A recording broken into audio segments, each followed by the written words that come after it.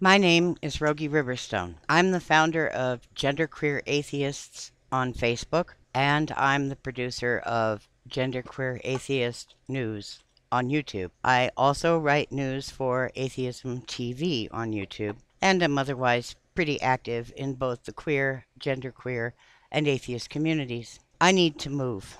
I live on about $700 a month Social Security disability income. Half of my income goes to rent. To live in a parking lot, an RV park in rural New Mexico. My neighbor is seriously mentally ill and is threatening to kill me. The landlord doesn't believe me when I tell him this, calls me paranoid, and actually believes that I am a witch because I have one of those coexist flags in the yard. He is a self-described Bible thumper, and he is an ex-cop. I have been treated with a great deal of cruelty and judgment in this community, and have been living in pretty much abject poverty for over a year. I have no extra income that I can use in order to move. There is a job for which I am qualified and will probably be the only viable candidate. It is in a much larger town, perhaps a small city, on the other side of the state. I will know within the next month or two whether I have that job. Whether or not I do, and it would quadruple my income, I have a close friend who lives in that town. I can be useful and productive there. I can be out as a queer and a genderqueer.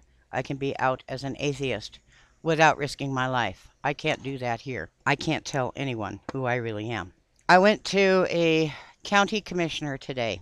I told her my story. I told her that I am stranded here, that my health is poor, that I have no way of generating emergency income to move across the state. She has a friend who is an auto mechanic. I believe this person might look at my truck and get the ignition system, fuel system working better so that I can pull a small utility trailer across the state. And she is going to try to find me a driver to pull my 30-foot travel trailer across the state. If she cannot locate one, she has volunteered to move me across the state herself with her own truck. I will need gas money. I will need money for deposits on utilities and a place to rent, and a little seed money for just starting out, because one never knows. I'll need to turn on utilities, internet, that sort of thing. I will be posting a video soon with an idea for a fundraiser if I have time to create it. I'm not sure. My landlord is abusive and hostile. He's afraid of me. He's suspicious of me. He watches my every move, and he gossips about me. I may have one more month here.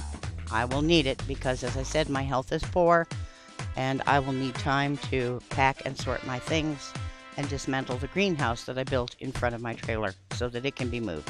Please let people know I can and have contributed to the communities in which I've lived.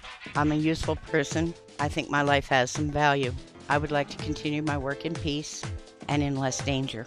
Thank you for your time. Please subscribe to GenderQueer Atheists on YouTube. And if you go to my channel, rriverstone1, you will see some verification of what I'm telling you. One video shows how I take a bath. It's called 5 Naked Things with Hats. The other video is pulling my 7th tooth, in which I pull my tooth on camera because I can't get dental care. Thank you for your help. Bye.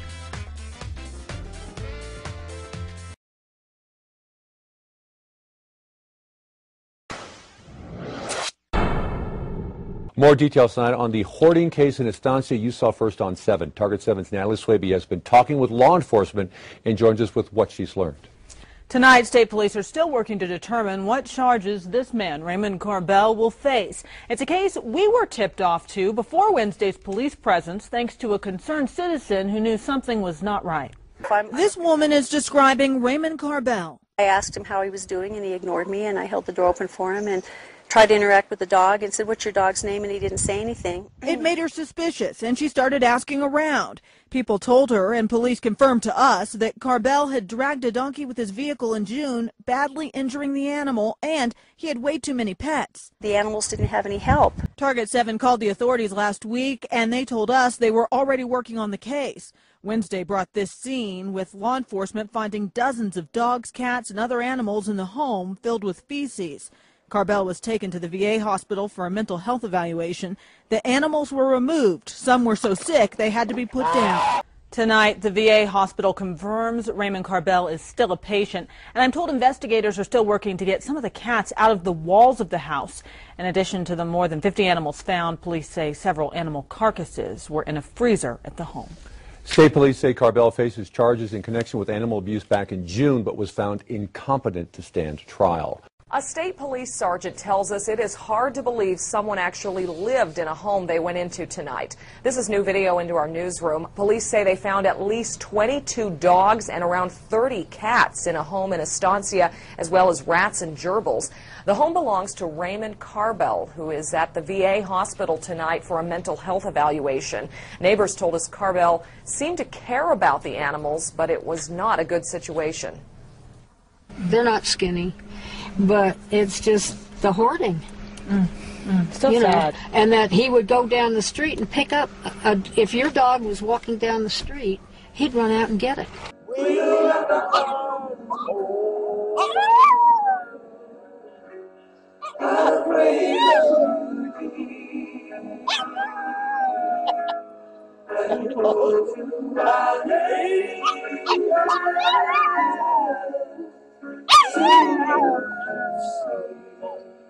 Good boy.